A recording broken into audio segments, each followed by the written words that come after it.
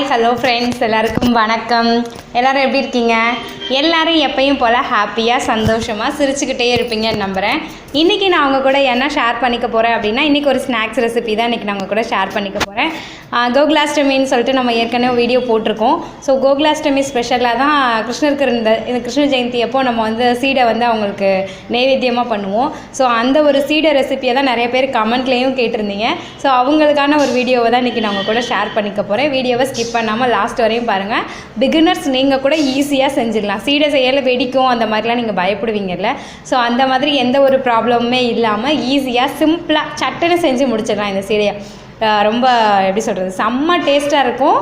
சரி, ஸ்கிப் பண்ணாமல் வீடியோவை கடைசி வரையும் பாருங்கள். சரி, வாங்க வீடியோக்குள்ளே போய் டீட்டெயிலாக பார்க்கலாம். அதுக்கு இன்றைக்கி நான் மைதா மாவு எடுத்திருக்கேன்.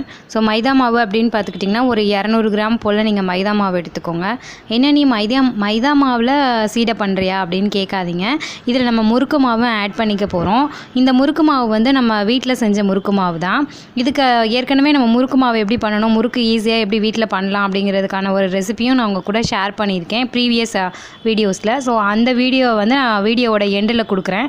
அதை செக் பண்ணி பார்த்துட்டு முறுக்கு மாவு எப்படி பண்ணலாம் அப்படிங்கிறத பார்த்துக்கோங்க.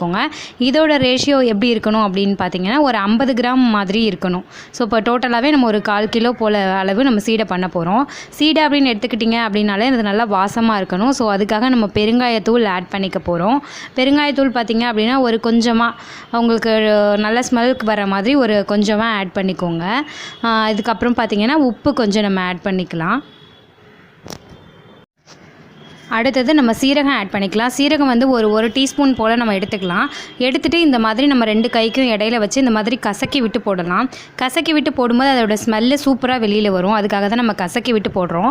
இது கூட இப்போ நம்ம கொஞ்சமாக ஓமம் ஆட் பண்ணிக்க போகிறோம். ஓமம் பார்த்திங்க அப்படின்னா ஒரு 1/2 டீஸ்பூன்லேருந்து ஒரு 1/4 டீஸ்பூன் போல் மட்டும் நீங்கள் லைட்டாக போட்டுக்கோங்க. ஏன்னா நம்ம சீரகம் போட்டிருக்கோம், இதுவும் போட்டிருக்கோம். ஸோ ரெண்டோட டேஸ்ட்டும் அந்த ஸ்மெல்லும் அதிகமாக தெரியாமல் கொஞ்சம் மைல்டாக இருந்தால் நல்லாயிருக்கும். அப்படிங்கிறதுக்காக நம்ம ஓமத்தை சீரகத்தை விட கம்மியாக தான் போடுறோம். லைட்டாக ஒரு 2 பிஞ்ச் அளவுக்கு அந்த மாதிரி மட்டும் நீங்கள் போட்டுக்கோங்க. நம்ம அது கார சீடை தான் பண்ண போகிறோம். ஸோ அதுக்கு தேவையான அளவுக்கு காரமாக இருக்கணும் அப்படிங்கிறதுக்காக ஒரு 1/2 டீஸ்பூன்லேருந்து ஒரு 3/4 டீஸ்பூன் போல் தனி மிளகாய் தூள் நம்ம இதில் ஆட் பண்ணிக்கிறோம்.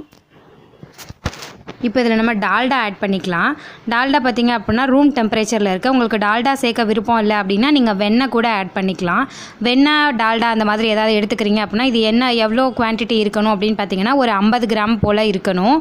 ஸோ அந்த 50 கிராம் ரூம் டெம்பரேச்சரில் இருக்கிற மாதிரி பார்த்துக்கோங்க. நான் இதில் டால்டா தான் ஆட் பண்ணியிருக்கேன். ஒரு 50 கிராம் போல் ஆட் பண்ணிவிட்டு இப்போ அதை எல்லா ட்ரை இன்க்ரீடியன்ட்ஸ் எல்லாமே ஒன்றா மிங்கிள் ஆகிற மாதிரி நல்லா எல்லா பக்கமும் கை வச்சு நல்லா எல்லா பக்கமும் கலந்து விட்டுக்கலாம். அந்த மாவு, உப்பு, நம்ம போட்டிருக்க எல்லா இன்க்ரீடியண்ட்டும் இந்த மாவு கூட நல்லா மிக்ஸ் ஆகணும். ஸோ அந்த மாதிரி நம்ம எல்லா பக்கமும் நல்லா கலந்து விட்டுக்கலாம். இப்போ எல்லா பக்கமும் நல்லா கலந்து விட்டாச்சு. இதுக்கு பார்த்திங்கன்னா 1 டம்ளர் போல் நம்ம தண்ணி எடுத்துருக்கோம். நம்ம விரல் வச்சு பார்த்தோம் அப்படின்னா அது நல்லா வார்மாக இருக்கணும். நம்ம கை பொறுக்கிற அளவு சூடாக இருக்கணும். தண்ணி மொத்தமாக ஊற்றி பிசைஞ்சிடாமல் கொஞ்சம் கொஞ்சமாக இந்த மாதிரி தெளித்து பிசையணும்.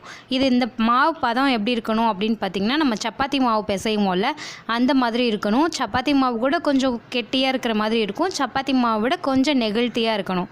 இது எப்படி பிணையிறதுன்னு இப்போ பாருங்கள். இந்த மாதிரி கொஞ்சம் கொஞ்சமாக தண்ணி தெளித்து பிசைஞ்சிக்கலாம். இந்த மாதிரி 1 டம்ளர் அளவு தான் நமக்கு தண்ணி தேவைப்பட்டுச்சு. இப்போ பாருங்கள், நல்லா சாஃப்டாக பிசைஞ்சிட்டோம்ல. நம்மக்கிட்ட தண்ணி எல்லாத்தையுமே ஊற்றியாச்சு. நல்லா பிணையிறதுக்கு ஈஸியாக தான் இருந்தது. ரொம்ப கஷ்டப்பட்டெல்லாம் பிணைய தேவையில்லை. அந்த அளவுக்கு சூப்பராக பிசைஞ்சு எடுத்தாச்சு. இப்போ அதை நம்ம கை வச்சு ப்ரெஸ் பண்ணி பார்த்தோம் அப்படின்னா இந்த அளவுக்கு ஈஸியாக நம்மளோட கை உள்ளர போகணும். அந்த அளவுக்கு நல்லா சாஃப்டாக பிசைஞ்சு எடுத்தாச்சு.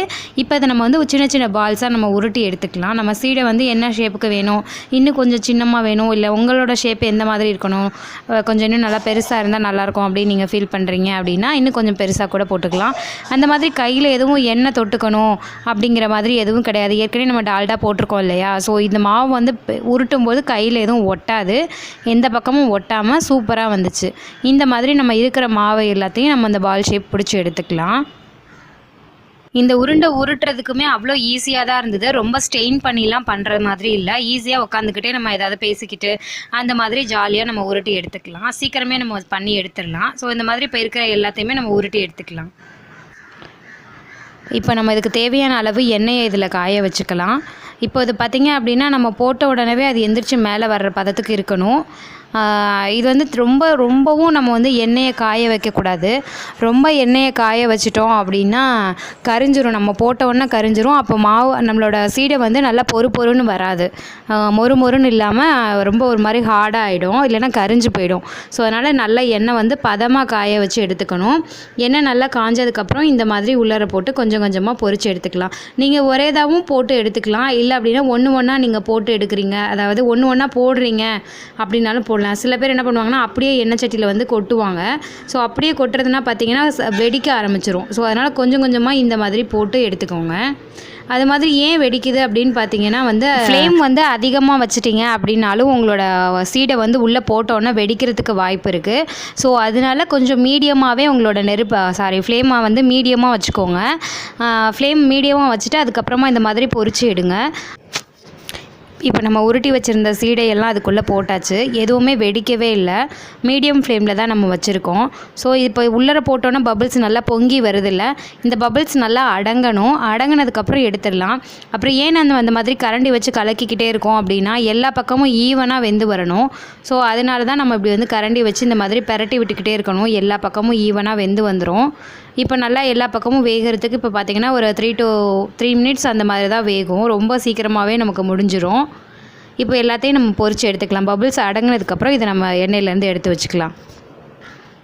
இப்போ பாருங்கள், பபிள்ஸ் வந்து நல்லாவே அடங்கிருச்சு. ஸோ இந்த ஸ்டேஜ் வந்து கரெக்டாக இருக்கும். ஸோ நல்லா பபிள்ஸ் அடங்கினதுக்கப்புறம் இப்போ அதை நம்ம எண்ணெயை விட்டு தனியாக வடித்து எடுத்து வச்சுக்கலாம்.